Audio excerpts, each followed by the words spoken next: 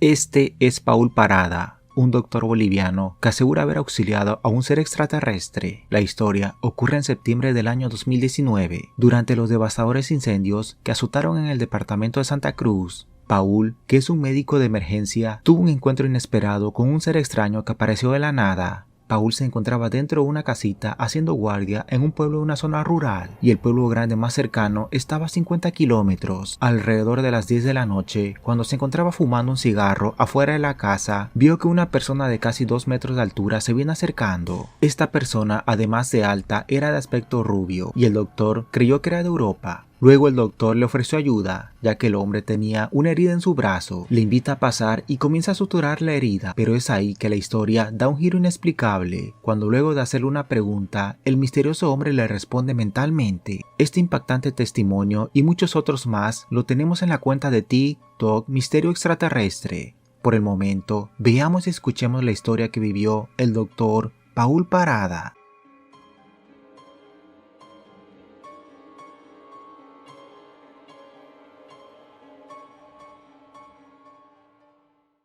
Esa noche yo me quedo en la casita a hacer mi guardia, mi turno. Serían aproximadamente las 10:30 de la noche cuando yo me salgo afuera de la posta a fumar un cigarro. Y es ahí donde yo veo venir una persona que nosotros llamaríamos gringo, un europeo. Esto pasa en un pueblito en medio de la nada, a 50 kilómetros del pueblo más grandecito, porque estamos hablando que son incendios que se produjeron en zonas de difícil acceso. Así que esta casita que yo les hablo es una casita improvisada, que nosotros improvisamos para que sea un puesto de salud, para atender básicamente primeros auxilios y algún tipo de ayuda de primer nivel en salud. Yo veo venir a esta persona caminando, un gringo, un europeo, pero como les comenté, yo no me sorprendo en ningún momento de ver un gringo en medio de la nada en mi país todavía, porque yo ya tenía experiencia yo de compartir con personas extranjeras que llegaron a Bolivia, llegaron grupos de bomberos franceses, estadounidenses, alemanes, gente de USAID, de UNICEF. Así que para mí esos días era completamente normal ver a un europeo, como queramos decirlo. El tipo se venía caminando, tenía una manta encima porque esa noche hacía bastante frío. Venía caminando, tenía su mantita y ahí es cuando él llega hacia mí y yo le pregunto, hermano, ¿cómo estás? ¿Todo bien? ¿Necesitas ayuda? Y él me contesta, sí, necesito ayuda, por favor, en perfecto español, muy, muy claro, sin ningún tipo de acento. Y yo lo invito a pasar, pasamos a la posta, a la casita, pasamos los dos a la casita, él se sienta, empezamos a charlar así por encimita, y ahí es donde le digo, ok, ¿cómo te ayudo, hermano? ¿Qué pasó? ¿Cuál es tu herida? ¿Qué tenés? ¿Cómo te ayudo? Y él ahí es cuando, bueno, ese saca, él tenía para empezar un traje azul, un traje completamente azul de una sola pieza. El traje tenía líneas plateadas, yo lo relaciono, como te comenté, con un código Morse. Era como línea, punto, línea, punto, línea, punto. Todo el traje era azul oscuro, pero tenía líneas plateadas, o sea, era un traje de una sola pieza.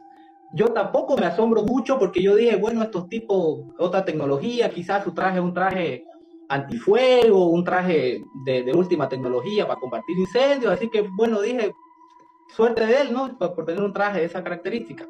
Hasta ahí normal, pero ya donde empieza la cosa va cambiando, él se abre el traje, no tenía nada, era como elástico o como flexible, saca su brazo izquierdo y aquí, en esta parte de acá, tenía una herida de esquina, una herida bastante profunda, como te mencioné, porque se veía el tejido adiposo es lo que nosotros conocemos como grasa, se le veía la grasa, se veía el tejido adiposo y estaba con hemorragia, estaba sangrando. Pero ese traje estaba intacto, no tenía mancha, no tenía nada, el traje estaba pulcro, o sea, completamente intacto. Y ahí yo lo miro y le digo, hermano, pero ¿cómo te hiciste eso? Y aquí es donde ya empieza la experiencia. Él mentalmente, o sea, él por la mente, o telepáticamente, como queramos llamarlo, él me dice una cría de puma. Al decirme esto, yo lo primero que hago es, lo miro con una cara de carajo, o sea, ¿qué ha pasado acá? O sea, ¿por qué este tipo me está hablando por la mente? Inclusive, yo en ese momento quizás llegué a imaginar de que era mi imaginación, pero en ese mismo instante el hombre el tipo me pone la mano sobre el hombro, sobre el brazo, y nuevamente, telepáticamente me dice, tranquilo, todo está bien, tranquilo. Y en ese momento yo creo que tenía aquí, ordinariamente los huevos sería, ¿no? O sea, realmente yo estaba con mucho, mucho miedo.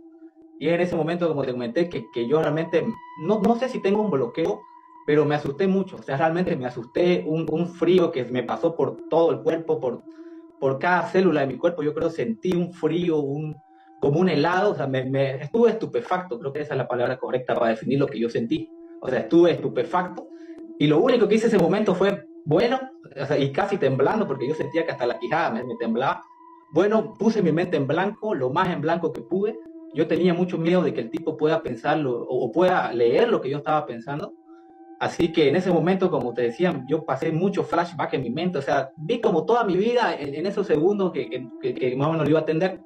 Así que decidí poner la mente en blanco. Yo pensaba, bueno, acabo con este señor, lo limpio, esto va a quedar acá, seguramente es un tipo raro y se acaba, pues no. Yo lo único que pensaba en ese momento, y creo, siempre creo, hasta el día de hoy, que creo firmemente, que si yo tuve ese bloqueo fue por el tema de mi niña. Yo, bueno, las personas que son padres me entenderán que al momento de que uno es papá, pues piensa más también en su vida de uno, ¿no? Yo realmente tenía miedo de que me pase algo y que mi familia, mi niña, o sea, queden huérfanas de padre, pues, ¿no? Yo pensé hasta lo peor, que quizás me podía matar, muchas cosas. Así que en raíz a esto yo decidí ponerme en blanco, hice mi trabajo, lo empecé a limpiar, lo suturé, lo mucho que le habré dicho fue respirar cuando empecé a suturarlo para que respire, pero de ahí no hablé, yo agaché mi cabeza como estoy ahorita, empecé a suturar y no lo miré y en mi mente solo pensaba el tipo de punto que le estaba haciendo, o sea, pensaba en cosas médicas para que mi mente no me juegue una mala pasada, porque por ahí yo empezaba a pensar otras cosas, pensé mucho también en salir corriendo de ahí, pero yo decía, pero ¿a dónde voy? Estoy medio en la nada, ¿quién me va a ayudar si pasa algo? Por ahí el tipo está acompañado, o sea, no sé, lo voy a atender bien, lo voy a curar, voy a hacer mi trabajo en este caso, que era ayudarlo, y el tipo se va a ir y esto va a quedar como un susto, me voy a asustar y va a quedar ahí. Termino de suturarlo, que realmente no fue poco, fueron 40 minutos, una hora que yo tardé bastante en suturarlo, o sea, yo leía los comentarios del video que subiste, Jorge, y sí, claro, la gente dice, pero en 40 minutos pudiste preguntarle todo, pudiste preguntarle de dónde viene, qué planeta está, si es de aquí, no es de acá, claro, eso dice la gente, pues no, yo leía los comentarios y ponía a la gente, pero Paul, tuviste la posibilidad del mundo de preguntarle qué hace, que por qué están aquí, que dónde vive, que cómo llegó, que inclusive otro puso, ¿por qué no le dijiste que te invita a subir a su nave? O sea, cosas así. Eso es lo que decían ellos. Y yo dije, pero es que a mí en ningún momento creo que eso habría sido lo último que a mí se me hubiera ocurrido pensar, porque yo tenía miedo. O sea, yo tenía miedo, pero un miedo, como te digo, un miedo de frío. Si bien es cierto que yo nunca sentí que este tipo tuviera malas intenciones, y por último también decía en mi mente, sería el colmo que este tipo de verdad me haga algo, porque yo lo estoy ayudando, si te estoy ayudando no creo pues que me haga daño.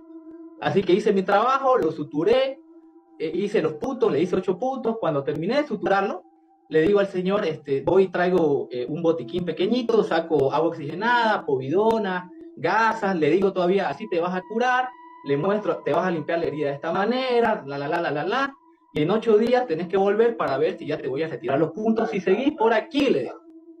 Hasta ahí todo perfecto, yo dije, este tipo se va a ir, aquí quedó todo.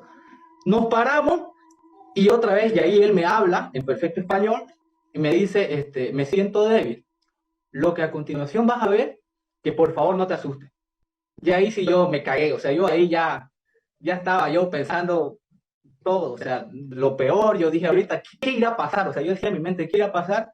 Pero dentro de todo, el miedo que yo tenía no me dominó, porque macho, varón, lo acompañé, varón de amable, salimos, y ya cuando yo abro la puerta de la casita para acompañarlo afuera, mi intención nunca fue acompañarlo hasta más allácito, o sea, yo quería abrir, que se vaya ya.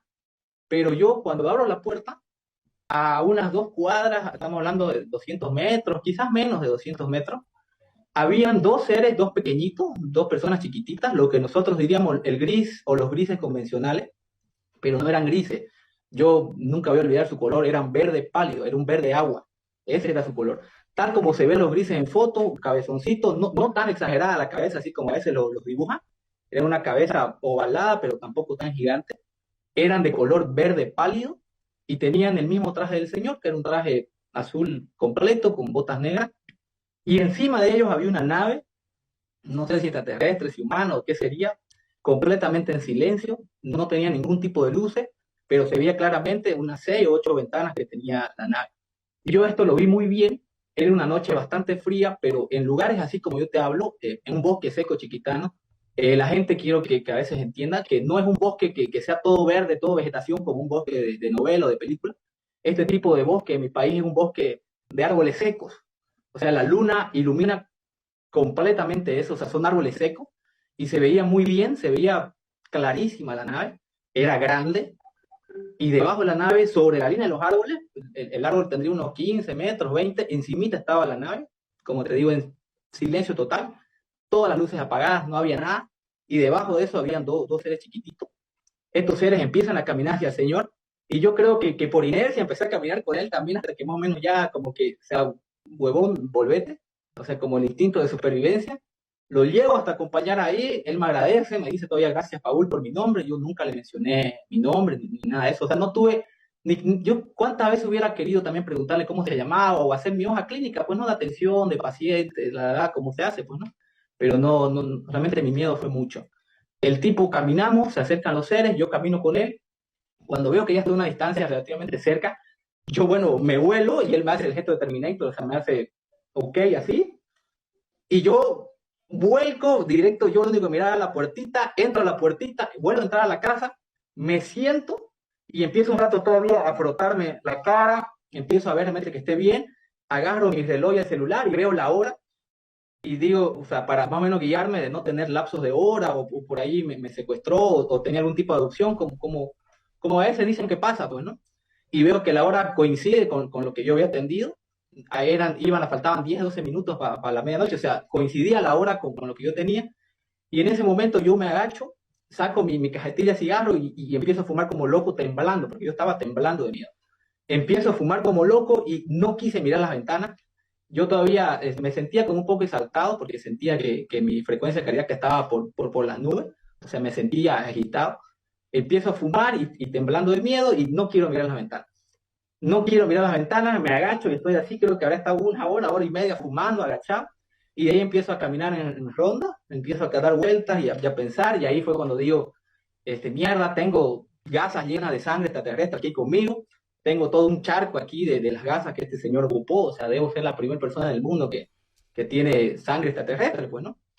De esas muestras, porque era un montón de gasas y un montón de cosas, yo guardo dos gasitas, las que creía que estaban menos contaminadas, porque, bueno, al final todo está contaminado porque eran gasas que tiré en el esparadrapo, pues no se contaminan, y las guardo las gasas, al tiempo, a los días después de eso, la primera persona que le cuento es a mi hermano, con recelo todavía, porque yo no quería contar esto y siempre nunca quise contarlo porque tenía miedo de la burla, pues, ¿no? Porque yo soy médico y trabajo, yo vivo de esto y tenía miedo que me hagan la burla de mí, pues, ¿no? Que me digan, como te dije, el médico a alguien, o que después empiezan a decir, ¿y dónde está puesto amigo? Cosas así, pues, ¿no? Y yo, por